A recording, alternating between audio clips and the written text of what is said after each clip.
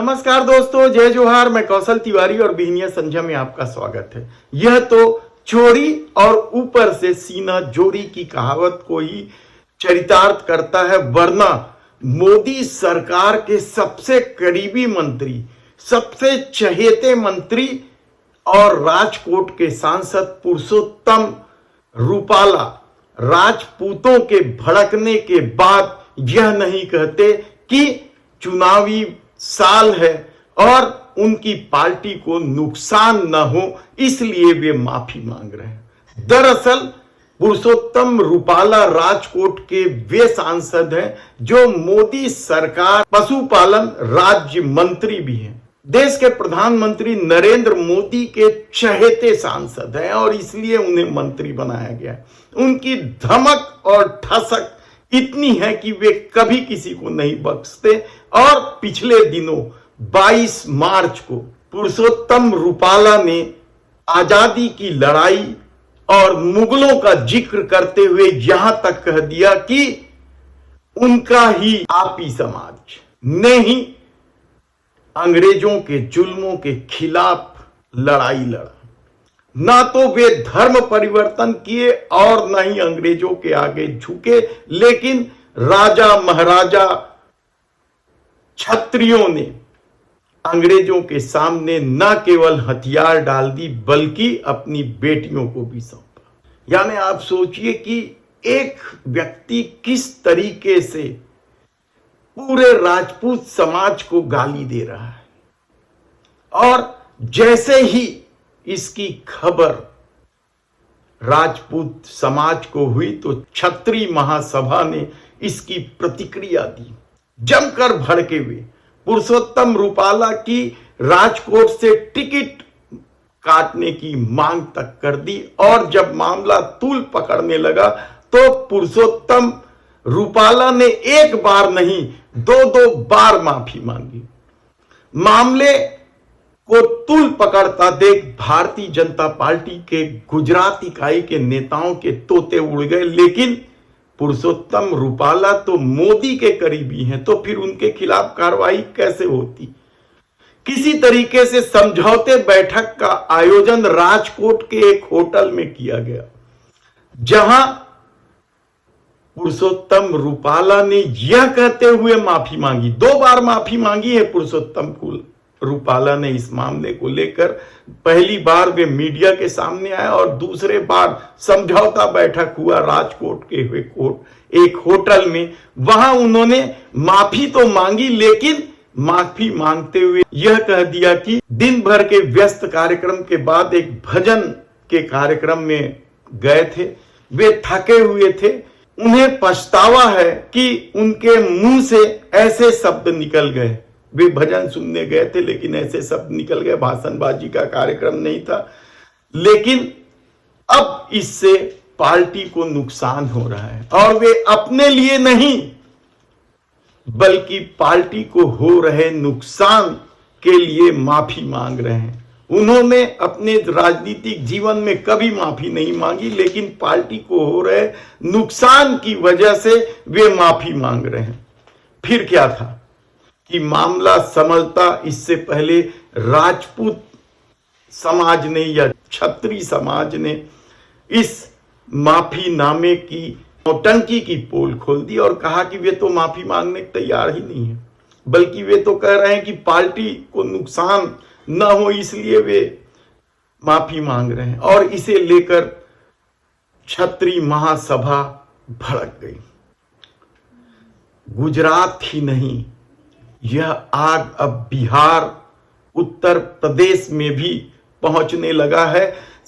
राजपूत क्षत्रिय समाज को समझाने की कोशिश हो रही है। राजपूत क्षत्रिय समाज कह रहा है कि उन्हें भाजपा से कोई मतलब नहीं है, लेकिन राजकोट से यदि पुरुषोत्तम रूपाला की टिकट नहीं काटी गई तो फिर पूरे देश में इसका विरोध किया जाएगा।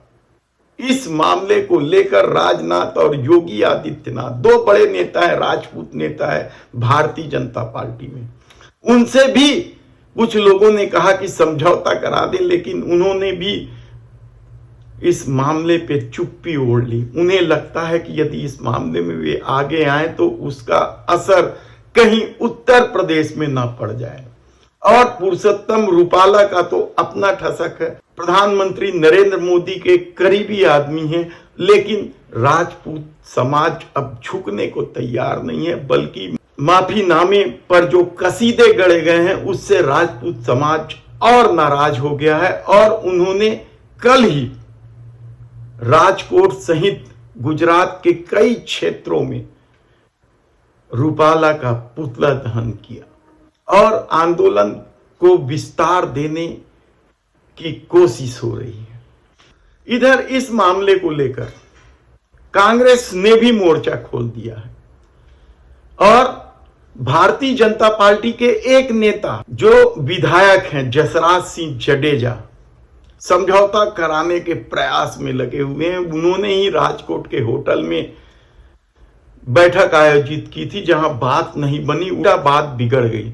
इधर कांग्रेस के नेता आदित्य सिंह गोहिल ने पुरुषोत्तम रूपाला के खिलाफ राजकोट के न्यायालय में मानहानि का केस दर्ज कर दिया है, क्योंकि आदित्य सिंह गोहिल अमरेली व भावनगर के शाही परिवार से संबंध रखते हैं और उनका कहना है कि पुरुषोत्तम रूपाला के इस बयान से उनके पुरखों का अपमान हुआ है, उनका अपमान हुआ है, लोगों के बीच राजपूत समाज को लेकर गलत संदेश गया। और ऐसा नहीं है कि भारतीय जनता पार्टी के नेताओं का इस तरीके से नफरती बयान पहली बार आया है। झूठ और नफरत की राजनीति शायद उनके खून में शामिल है और यही वजह है कि वे जब तब भारतीय जनता पार्टी के नेता नफरती भाषण देते रहते हैं। याद कीजिए आप, हमने कुछ ही दिन पहले बताया था कि किस तरीके से छत्तीसगढ़ में भी पंडरिया विधानसभा क्षेत्र में एक कार्यक्रम था जिसमें वहां की विधायक, भाजपा की विधायक हैं भावना बोरा की उपस्थिति में भाजपा के नेताओं ने साहू समाज के खिलाफ अभद्र टिप्पणी की थी। साहू समाज के पदाधिकारियों को भला बुरा कहा था और उसे लेकर साहू समाज ने आंदोलन भी शुरू किया था।